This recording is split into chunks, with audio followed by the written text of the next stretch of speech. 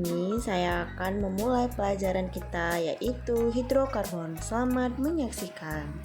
Halo, hari ini kita akan masuk ke materi hidrokarbon. Senyawa hidrokarbon. Nah, ini adalah gambar tabung gas. Apakah Anda mengetahui tentang kegunaan belajar senyawa hidrokarbon?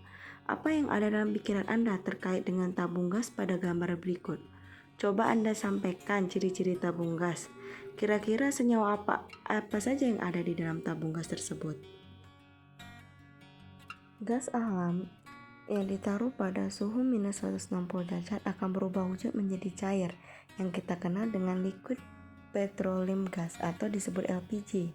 Dalam bentuk inilah, gas alam terasa sekali kegunaannya di kehidupan sehari-hari, mulai dari memasak, las, bahan bakar kendaraan, dan masih banyak lagi. Gas alam ternyata hampir 80% tersusun dari alkana, yaitu metana, dan 20% sisanya terdiri dari senyawa alkana lainnya seperti etana, propana, dan juga butana. Gas alam yang diolah dan dikemas dalam tabung bisa menjadi bahan bakar alternatif selain minyak bumi. Di samping adalah daerah penghasil gas alam di Indonesia. Hampir semua produk olahan minyak bumi tersusun dari senyawa alkana. Salah satu yang sering kita manfaatkan adalah minyak tanah. Masih banyak sebenarnya kegunaan senyawa alkana ini, seperti sebagai bahan pelumas, bahan bakar berbagai industri, bahan baku berbagai produksi seperti plastik, obat gosok, sabun, deterjen, dan masih banyak lagi. Nah, di samping ini adalah jenis senyawa hidrokarbon dan kegunaannya. Ada metana, etana, propilena, benzana, metana, etana, propena, dan benzana. Nah, di samping ini adalah kegunaannya. Nah, ada kegunaan dari jenis senyawa hidrokarbon. Next. Selanjutnya, senyawa turunan hidrokarbon. Nah, coba amati gambar-gambar di bawah ini, ada yang tahu itu apa? Ya, itu adalah minyak, ada deterjen juga.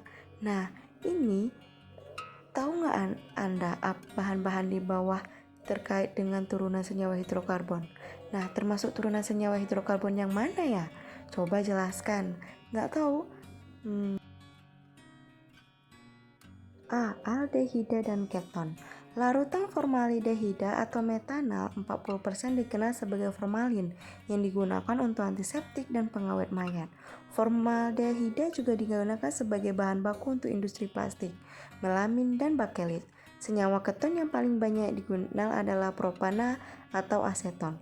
Aseton banyak dimanfaatkan sebagai pelarut, misalnya pelarut cat kuku dan pembersih kaca. Nah, tadi ada contohnya, yaitu pelarut cat kuku dan pembersih kaca ternyata mengandung senyawa keton, dan industri plastik, yaitu bahan baku industri plastik itu mengandung larutan formaldehida atau metana 40%. Sekarang sudah tahu kan? Next. Selanjutnya B. Alkohol dan ester. Alkohol banyak dimanfaatkan sebagai pelarut, misalnya pelarut kosmetik dan bedak cair, bahan antiseptik misalnya untuk sterilisasi alat-alat kedokteran. Nah, jadi alkohol ini digunakan untuk seperti bahan antiseptik gitu agar kuman-kuman tidak nempel. Nah, selanjutnya ester. Ester merupakan senyawa nonpolar sehingga banyak digunakan sebagai pelarut nonpolar, misalnya lemak atau minyak. Sebagai contoh, dietil ether yang digunakan sebagai pelarut senyawa-senyawa organik. Nah, sekarang sudah tahu apa itu kegunaan dari alkohol dan ester.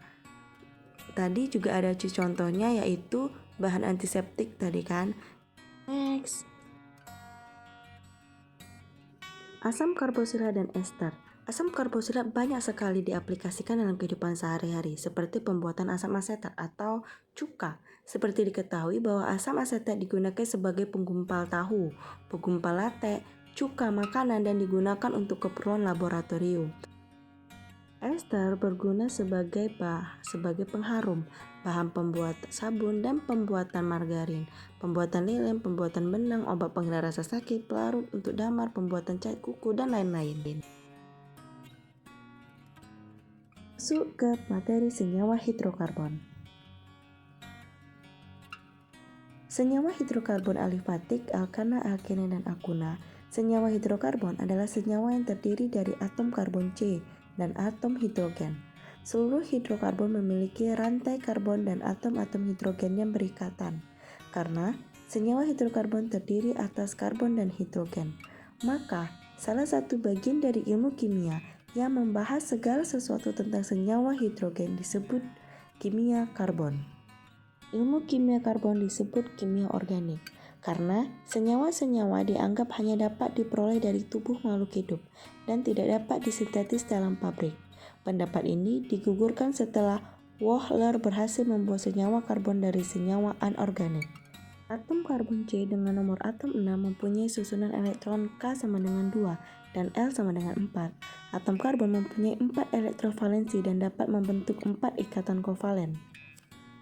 Sebagai contoh, molekul CH4 metana yang memiliki diagram yang cukup sederhana seperti di bawah ini.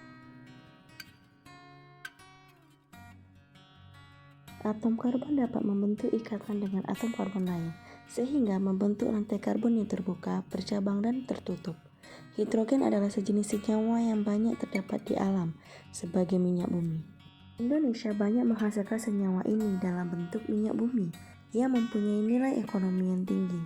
Senyawa hidrokarbon terdiri dari senyawa hidrokarbon alifatik rantai lurus dan senyawa hidrokarbon siklik.